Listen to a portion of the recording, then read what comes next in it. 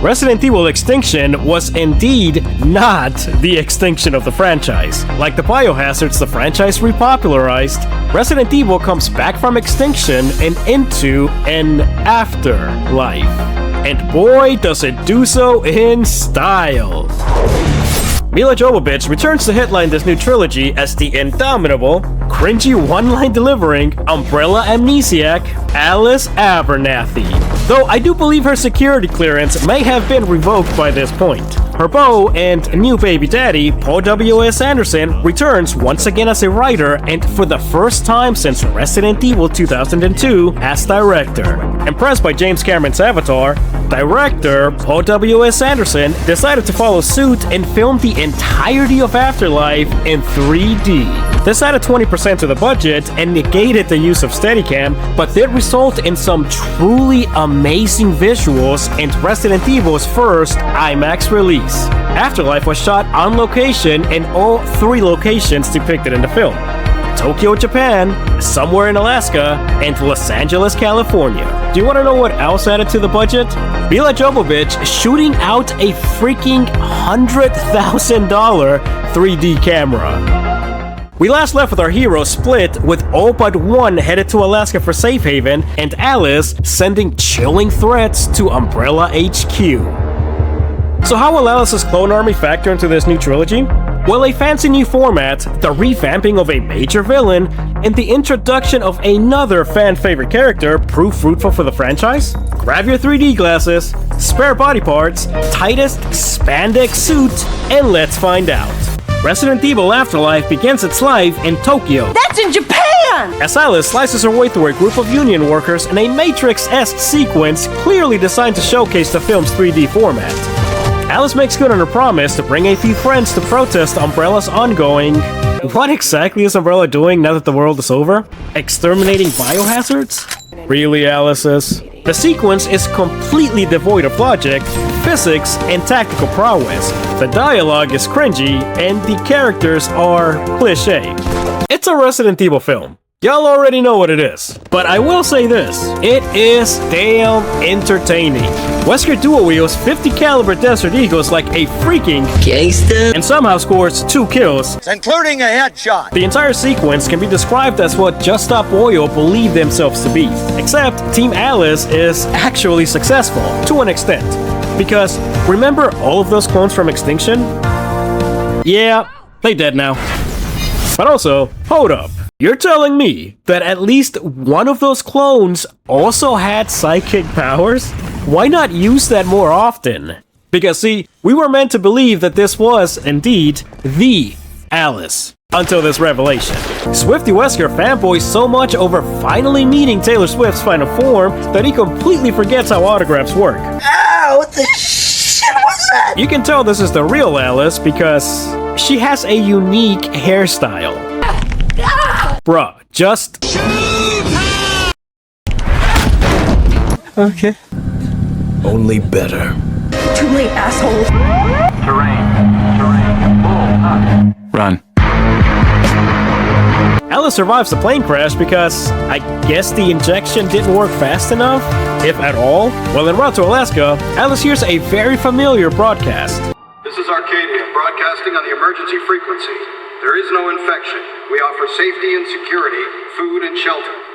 Just listen. Salvation is here. The answer to infection is here.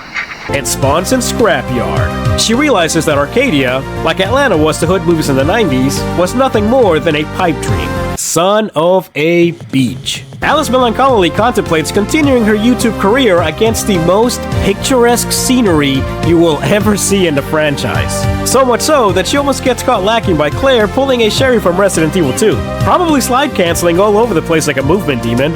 Hey! Wait!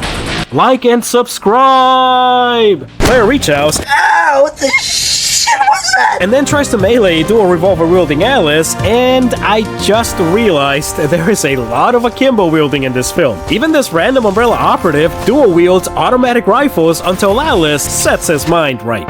Alice Spartan kicks Claire in her Redfield. This is Resident Evil. and then tries to cup a fee on an unconscious Claire like she's Bill freaking Cosby, but Claire's rocking Joe's chastity bra from Resident Evil 5. Instead of mind control, however, the robotic scarab causes sedation and amnesia in the film. I'm guessing. But I had to get this thing off of you. Hey yo, that was pretty risky. That thing could have been keeping her alive for all you know. Do you even know who I am? My name is Joe. Alice disguises exposition as banter to remind the amnesiac Claire and newcomers to the film franchise of the previous film's events. We're almost 30 minutes into the film, and guess what? We've only managed to undo what the ending of Extinction set up. Army of clones? Gone. Alaska Safe Haven? Gone. Alice's powers? Gone. Wesker? Gone. So Afterlife actually begins with our pair of femme fatales Thelma and Louising it over some more beautiful Alaskan scenery. My passenger is still as talkative as ever. I said I didn't want to be on the internet! And over to a contrasting modern-day Los Angeles. No signs of life. After an unlikely, yet incredible crash landing, we finally meet some new faces. Look, y'all passed the team building exercise with flying colors. I think technically it's called crashing. With crashing colors. But this is a Resident Evil film. We're gonna need some cannon fodder. And among them is a very familiar face in a very familiar setting.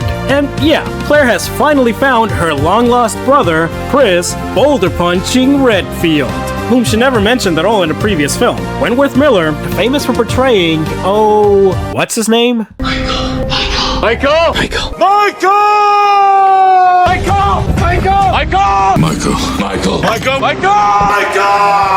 Captain Cold. Captain Michael Coldfield, a different type of field, steps in to fill the shoes of the gruff and passionate, loyal member of STARS and co-founder of the BSAA. And yeah, Wentworth is the opposite of Chris. I like the guy, he was perfectly cast in Prison Break, but he looks more like pebble-tossing Redfield. He's blandder than his outfit.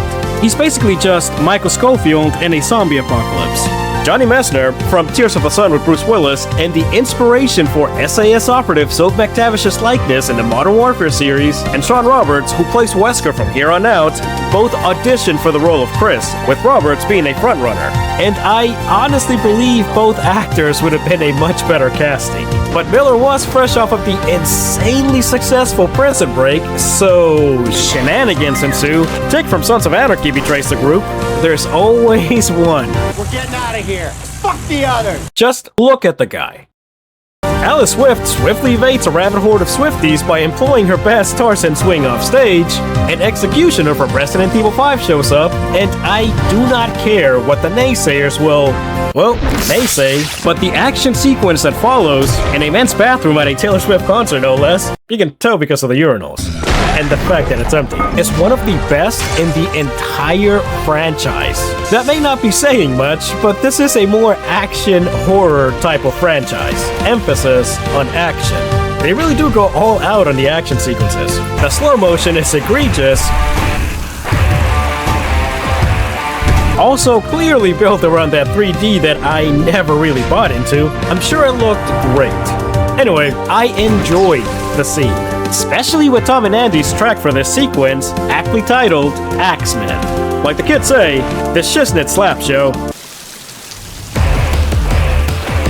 Though it should be Executioner. Chris Redfield is no Michael Schofield though, so his prison break plan to break out of prison breaks down, and our remaining 3 Knights of Plot Armor prison break out of, prison by Andy defraying their way through a break within the prison, and onto the Arcadia they go. A safe haven that turned out to be a ship sailing the western seaboard and not a town in Alaska. So that was a waste of time. But this isn't just any ship, it's a slave ship.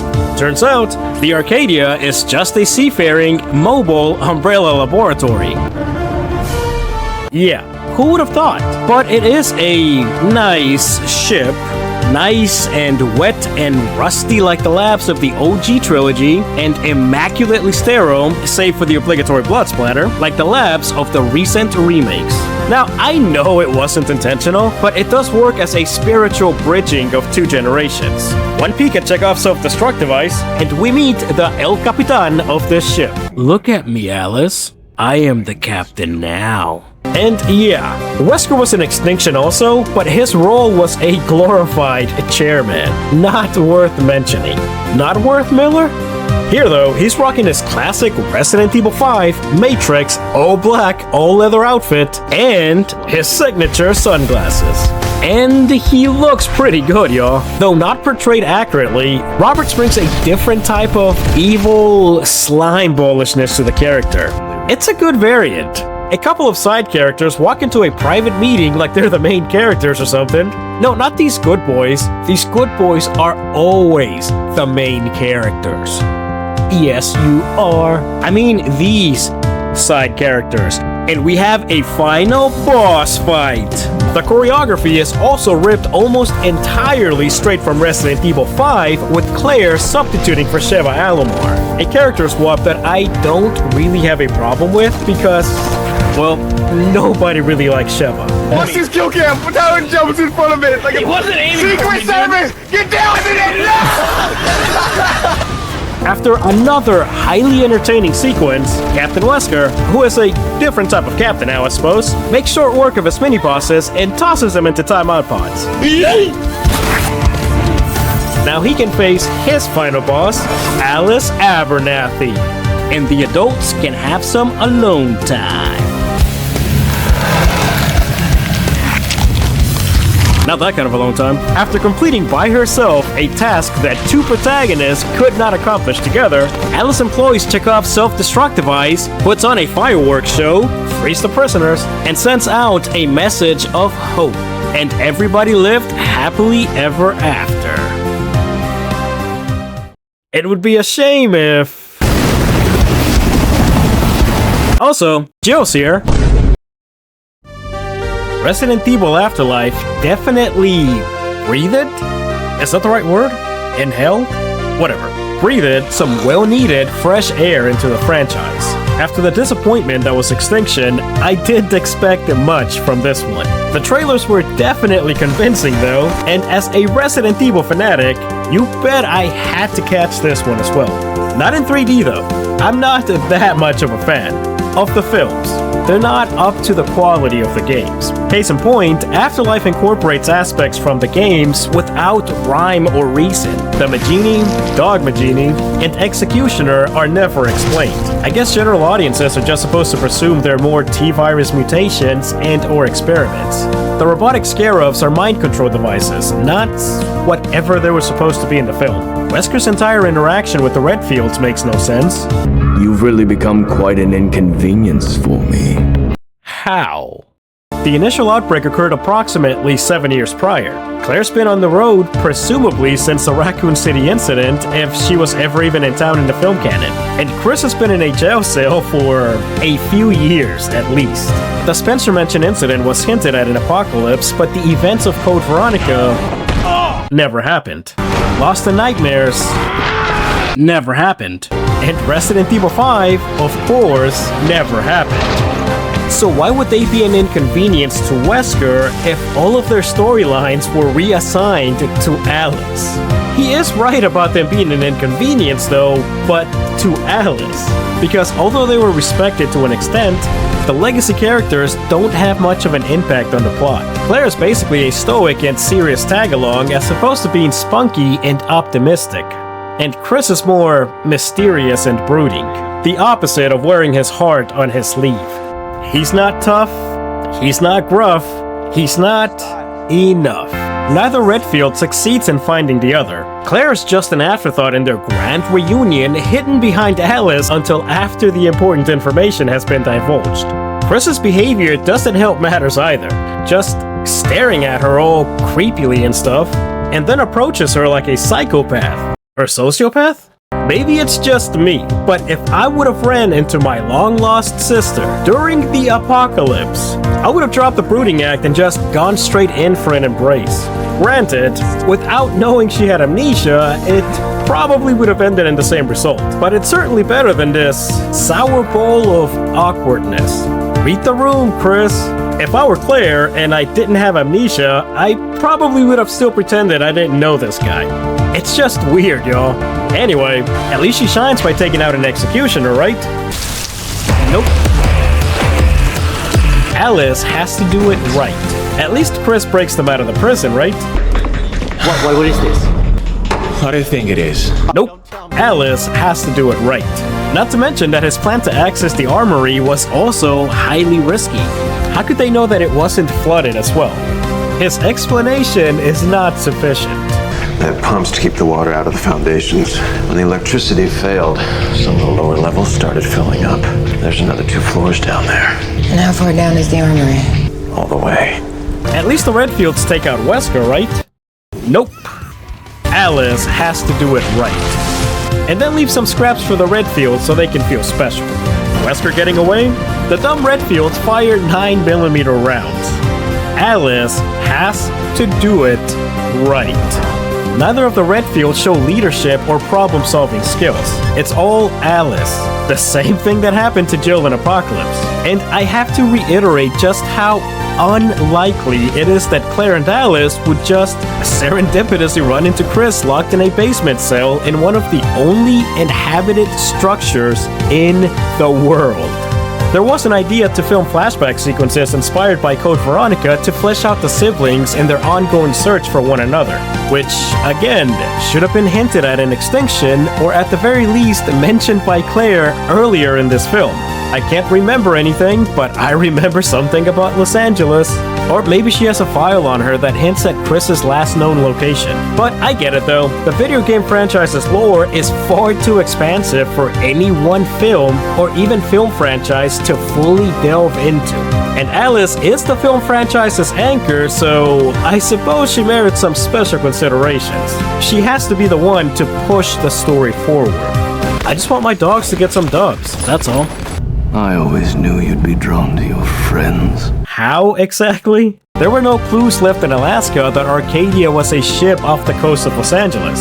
The emergency broadcast was off the air for a few days before Alice even arrived at the prison, and Wesker was Howard Hughesing it. There was nothing indicating that Alice would ever find the ship.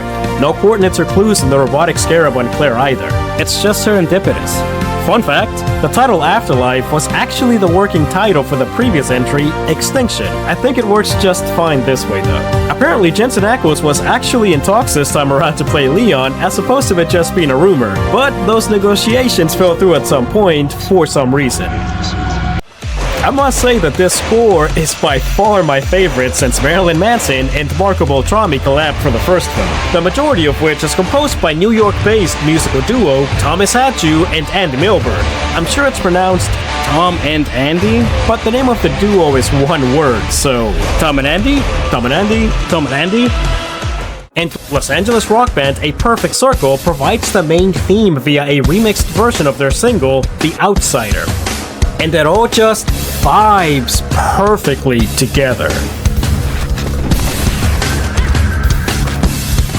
This is also the first Resident Evil film where Milla Jovovich, sadly, doesn't expose her Jovovitties. She was originally supposed to get Bucket naked and actually shower in the shower sequence, but that was ultimately scrapped for unknown reasons.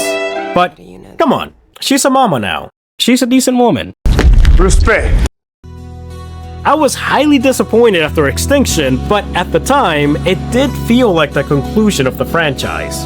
Afterlife not only reinvigorated said franchise, but also my interest for it. The rise in quality of costumes, sets, and effects is on full display. The film does its job well of entertaining and setting up for a sequel, both financially and story-wise. Unfortunately, the writing and acting still left much to be desired. Overall, I give it a 2.5 out of 5 executioners. An improvement in visuals and effects, but not so much in storytelling. Anyway, Just want to go home. I love you, bye!